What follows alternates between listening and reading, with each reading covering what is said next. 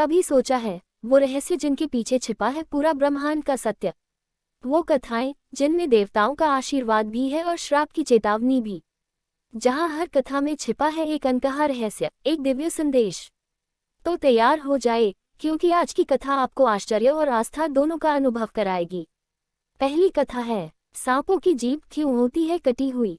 ये तो हम सभी जानते हैं कि सांप की जीभ आगे से दो हिस्सों में बटी हुई होती है, किंतु ये ऐसी क्यों होती है इसका वर्णन महाभारत में उल्लेखित है। वेद व्यास रचित महाभारत में इससे संबंधित एक बहुत ही रोचक कथा है जो इस प्रकार है। महाभारत के अनुसार महर्षि कश्यप की 13 पत्नियां थीं। इनमें से कद्रू भी एक थी। सभी नाग कद्रू की संतान थी। महर्षि कश्यप की एक अन्य पत्नी का नाम विंता था। पक्षीराज गरुड़ विंता के ही पुत्र थे। एक बार कद्रू और विंता ने एक सफेद घोड़ा देखा। उसे देखकर कद्रू ने कहा कि इस घोड़े की पूंछ काली है और विंता ने कहा कि घोड़े की पूंछ सफेद है। इस बात पर दोनों में शर्त लगी। तब कद्रू ने अपने नागपुत्रों से कहा कि वे अपना आकार छोटा कर घोड़े की पूंछ से लिप जाएं, जिससे उसकी पूंछ काली नजर आए और वह शर्त जीत जाए। कुछ सर्पों ने ऐसा करने से मना कर दिया। तब कद्रू ने अपने पुत्रों को श्राप दे दिया कि तुम राजा जन्मेजय के यज्ञ में भस्म हो जाओगे। श्राप की बात सुनकर सांप अपनी माता के कहे अनुसार उस सफेद घोड़े की पूंछ से लिपट गए, जिससे उस घोड़े की पूंछ काली दिखाई देने लगी। शर्त हारने के कारण विंता कद्रू की दासी बन गई। जब गरुड़ को पता चला कि उनकी मां दासी बन गई है तो उन्होंने कद्रू और उनके सर्प पुत्रों से पूछा कि तुम्हें मैं ऐसी कौन सी वस्तु लाकर दूं जिससे कि मेरी माता तुम्हारे दासत्व से मुक्त हो जाए। तब सर्पों ने कहा कि तुम हमें स्वर्ग से अमृत लाकर दोगे तो तुम्हारी माता दासत्व से मुक्त हो जाएगी। अपने पराक्रम से गरुड़ स्वर्ग से अमृत कलश ले आए और उसे कुशा यानी एक प्रकार की धारदार घास पर रख दिया। अमृत पीने से पहले जब सर्प स्नान करने गए तभी देवराज इंद्र अमृत कलश लेकर पुनः स्वर्ग लौट गए। ये देखकर सांपों ने उस घास को चाटना शुरू कर दिया जिस पर अमृत कलश रखा था। सर्पों को लगा कि इस स्थान पर थोड़ा अमृत का अंश अवश्य होगा, लेकिन घास नोकीली होने के कारण सभी सर्पों की जीभ के 2 टुकड़े हो गए। दूसरी कथा है, किस समय बैठती है विद्या देवी सरस्वती हमारी जुबान पर। विद्या देवी सरस्वती, हम अक्सर अपने बड़े बुजुर्गों के मुंह से सुनते हैं कि हमें हमेशा शुभ और सकारात्मक बातें करनी चाहिए। बड़े बुजुर्ग कहते हैं कि किसी भी मनुष्य को अपशब्द और नकारात्मक बातें नहीं करनी चाहिए, क्योंकि क्या पता उस समय उनके मुंह पर मां सरस्वती विराजमान हो और वह नकारात्मक बातें सच हो जाए। आइए जानते हैं कि क्या ऐसा सच में संभव होता है। यदि होता है तो किस समय माता सरस्वती हमारी जुबान पर आसीन होती है। ये बात केवल कोरी कल्पना नहीं है और ऐसा वास्तव में देखा गया है। जैसा कि हम सभी जानते हैं, माता सरस्वती बुद्धि, ज्ञान और विवेक की देवी है। वह शब्द की माधुरी और ज्ञानवती है। वीणा वादिनी सरस्वती ने ही सर्वप्रथम सृष्टि में स्वर भरे हैं। ऐसी मान्यता है कि माता सरस्वती से सर्वप्रथम स्वर की उत्पत्ति हुई और इसी वजह से संसार के सभी नदी, नालों और पक्षियों को आवाज मिली। ये भी बेहद लोकप्रिय मान्यता है कि पूरे एक दिन यानी 24 घंटे में एक समय ऐसा आता है जब प्रत्येक मनुष्य की जुबान पर माता सरस्वती स्वयं आसीन होती है। इस विषय में ऐसा कहा जाता है कि इस समय उपरांत जो भी शब्द मनुष्य बोलता है वह सच हो जाते हैं। मित्रों, धर्म पुराणों के अनुसार रात्रि के 3:10 से 3:15 के 5 मिनट ही ऐसे होते हैं जो प्रत्येक मनुष्य की जुबान पर माता सरस्वती स्वयं होती है। अब आप सोचेंगे कि इस समय तो कोई जागता ही नहीं है, तो इस बात का क्या आशय हुआ। लेकिन ऐसा नहीं है। ये वह चरम सीमा समय है जब हमें किसी भी परिस्थिति में किसी प्रकार के अपशब्द या नकारात्मक बातों का वर्णन नहीं करना है, लेकिन इसका असर प्रातः काल तक रहता है। इसलिए आपको प्रातःकालीन यानी कि सूर्योदय से पहले और सूर्योदय के कुछ समय बाद भी किसी प्रकार के एक शब्द या नकारात्मक बातों का वर्णन नहीं करना है।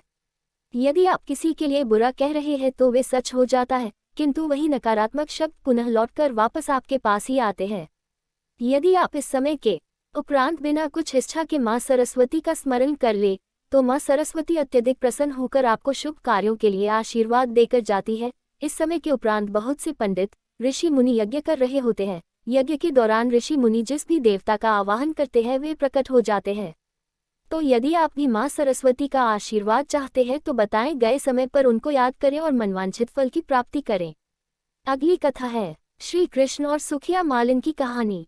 ये बात उस समय की है जब श्री कृष्ण बालक के रूप में थे। श्री कृष्ण का मनमोहक चेहरा देखने के लिए दूर दूर से लोग दर्शन के लिए आते थे। मैया यशोदा हमेशा नन्हे बालक कान्हा की नजर उतारती रहती थी। ब्रजधाम, मथुरा, बरसाना के लोग कान्हा के सुंदर रूप का ही वर्णन करते रहते थे।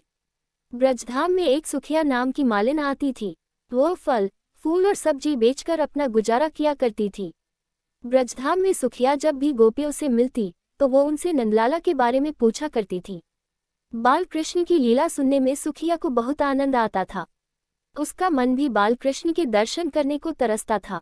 सुखिया श्री कृष्ण को देखने के लिए घंटों तक नंद बाबा के महल के सामने खड़ी रहती थी, लेकिन उसे श्री कृष्ण के कभी दर्शन नहीं हो पाते थे और शाम होते ही वे निराश होकर वापस अपने घर चली जाती।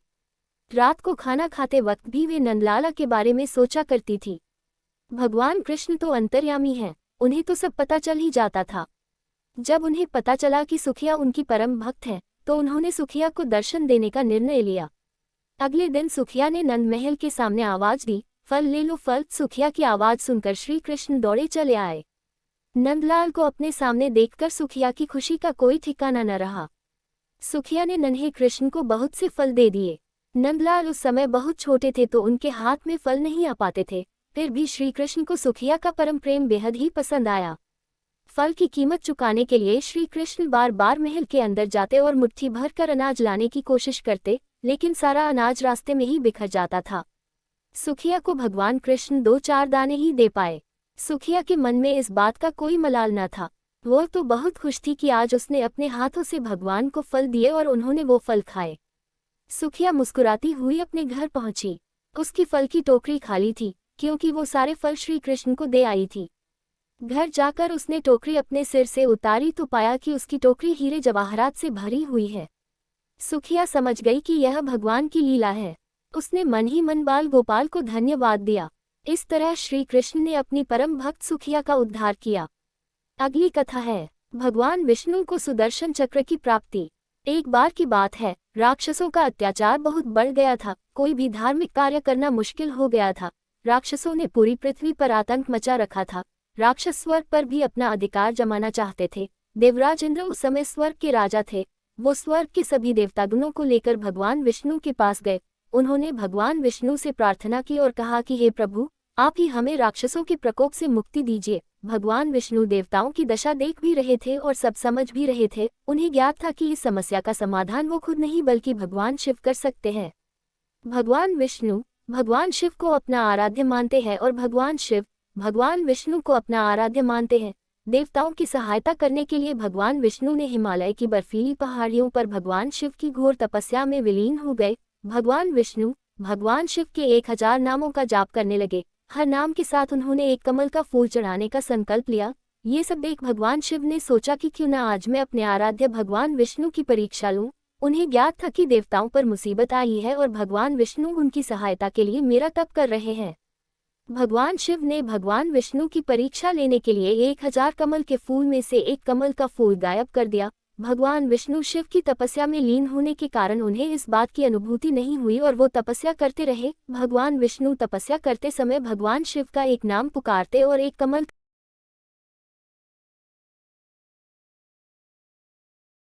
कम पड़ गया।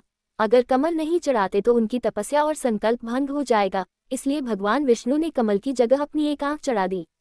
भगवान शिव ने जब भगवान विष्णु जी की इस भक्ति को देखा तो भावुक हो गए और प्रसन्न होकर प्रकट हुए। भगवान शिव ने भगवान विष्णु जी को वरदान मांगने को कहा। भगवान विष्णु ने कहा कि हे आराध्य, आप सब जानते हैं राक्षसों ने देवताओं पर आक्रमण किया है। उनका संहार करने के लिए आप ही अजय शस्त्र प्रदान कर सकते हैं।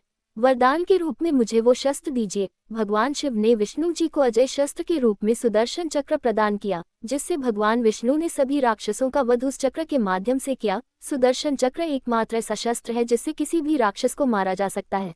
सभी शस्त्रों का स्वामी है सुदर्शन चक्र। शेर कैसे बना माँ दुर्गा का वाहन। माँ दुर्गा का वाहन। शेर का माँ दुर्गा का वाहन बनने की कहानी तब शुरू होती है जब देवी पार्वती घोर तपस्या करके भगवान शिव को पति के रूप में पाने की कोशिश कर रही थी। सालों तक तप करने के बाद माता पार्वती को भोले भंडारी अपनी पत्नी के रूप में अपना लेते हैं।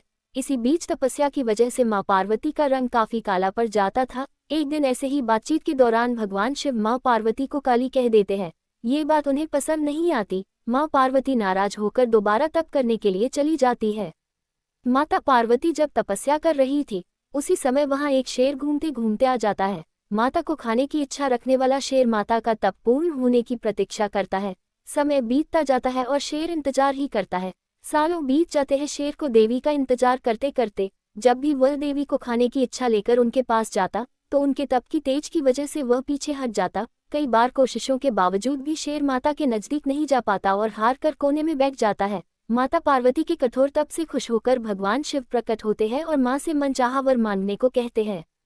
माता पार्वती कहती है कि मुझे पहले की तरह अपना गोरा रंग वापस चाहिए। माता पार्वती के इस वर को भगवान शिव पूर्ण करते हैं। आशीर्वाद मिलते ही माता पार्वती नहाने के लिए चली जाती है। उनके नहाते ही उनके शरीर से एक और देवी का जन्म हो जाता है, जिनका नाम कौशिकी पड़ता है। नहाते समय उनके शरीर से काला रंग निकल जाता है और माता पार्वती का रंग पहले की तरह साफ हो जाता है। इसी वजह से माता पार्वती का नाम माँ गौरी भी रखा जाता है।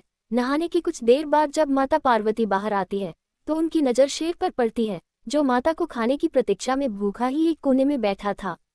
माता पार्वती भगवान शिव के पास जाती है और उनसे वरदान मांगती है। माता पार्वती कहती है कि हे नाथ, ये शेर सालों से मुझे भोजन के रूप में ग्रहण करने के लिए इंतजार कर रहा था। जितना तप मैंने किया है उतना ही तप मेरे साथ इस शेर ने भी किया है। इसी वजह से आप इस शेर को वरदान के रूप में मेरी सवारी बना दीजिए। भगवान शिव ने माता पार्वती की इस बात से प्रसन्न होकर शेर को उनकी सवारी बना दी। आशीर्वाद मिलने के बाद माता शेर पर सवार हो गई और तभी से उनका नाम माँ शेरावाली और माँ दुर्गा पड़ गया। तो मित्रों, ये थी आज की पौराणिक कथा, जिसमें छिपा है जीवन का अमूल्य संदेश। अगर कथा ने आपके हृदय को छू लिया हो तो हर हर महादेव लिखकर कमेंट जरूर करें फोल्डेड हैंड्स। ऐसी ही अद्भुत, रहस्यमयी और दिव्य कथाएं सुनने के लिए चैनल को सब्सक्राइब करें, बेल वीडियो को लाइक करें दिल और अपने प्रियजनों तक ये दिव्य कथा जरूर पहुंचाएं। अगली कथा में मिलते हैं, जहां फिर खुलेगा एक नया रहस्य सनातन के अमर ग्रंथों से।